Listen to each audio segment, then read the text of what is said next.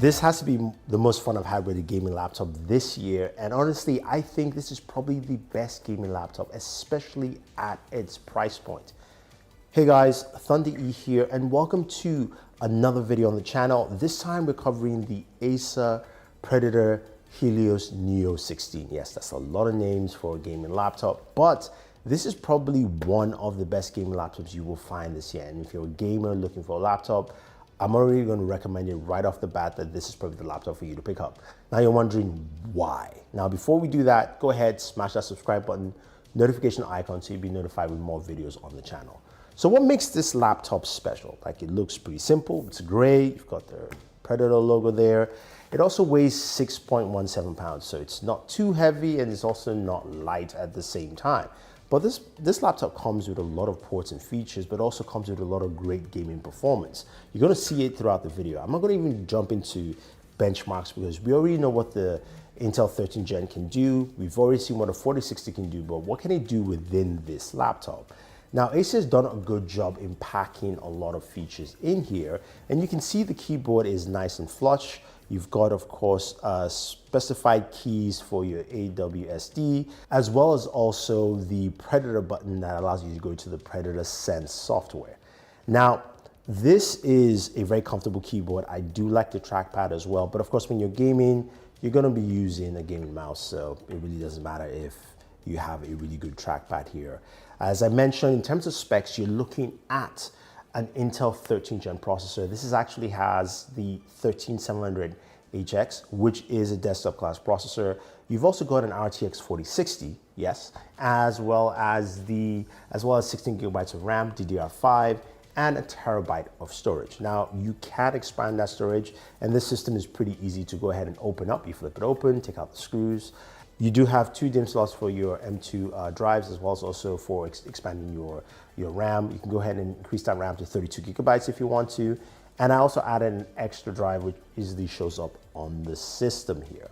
In terms of the display, it's pretty solid. It's an LED display, nothing too special, although it does have supports up to 165 Hertz in terms of refresh rate, which is really nice and very solid.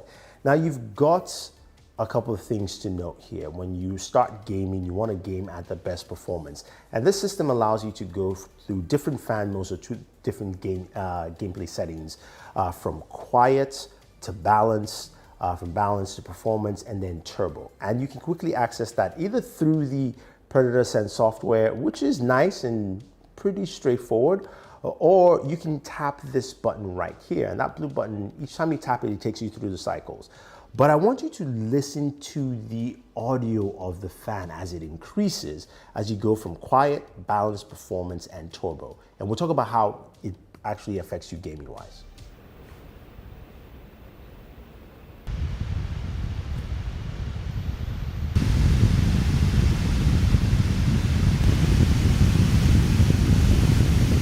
Okay, turbo is just super loud and not warranted.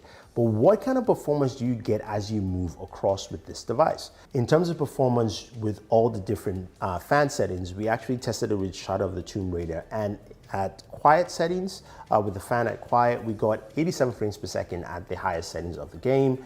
And then when we moved over to balance, we jumped all the way up to 108 frames per second. So that's a huge jump right there.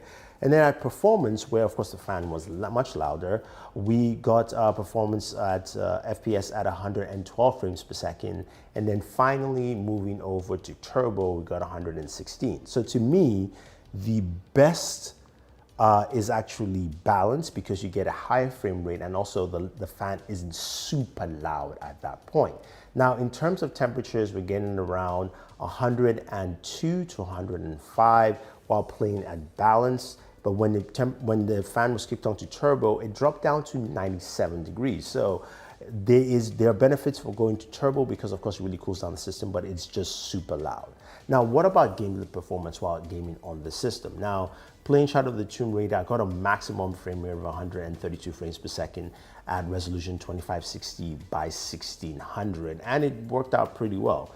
I went over to try Red Dead Redemption 2, and I saw some interesting numbers there where playing Red Dead Redemption 2 at 2560 by 1600 max settings, I was able to get 90 frames per second, which was nice, 88 to 90 frames per second.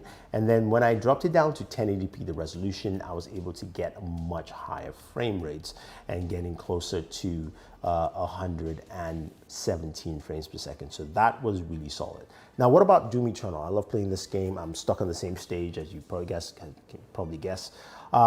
Doom Eternal, max settings, Ultra Nightmare, and also at 2560 by 1600, we're getting around 130 to 140 frames per second. So it ran really well. And these games are no slouch. And the performance that you see is something that you would expect time in and time out with this system. Now, this system not only has some really great gaming performance, but also has a ton of ports as well. On the right side, you've got two USB 3.2, USB-A 3.2 ports. And on the left side, you do have one extra USB-A 3.2 port, as well as also a micro SD card slot and a headphone and mic jack combined.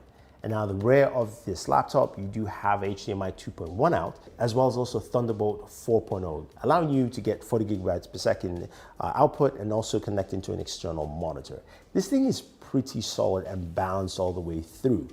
Now, what about audio? Well, let's put it this way. If you're gaming on this, you want to be wearing a headset, because if you're going to be using the fan at its highest, at turbo, you're not going to hear your games that much. But here's a quick sample of what the speaker actually brings to the table.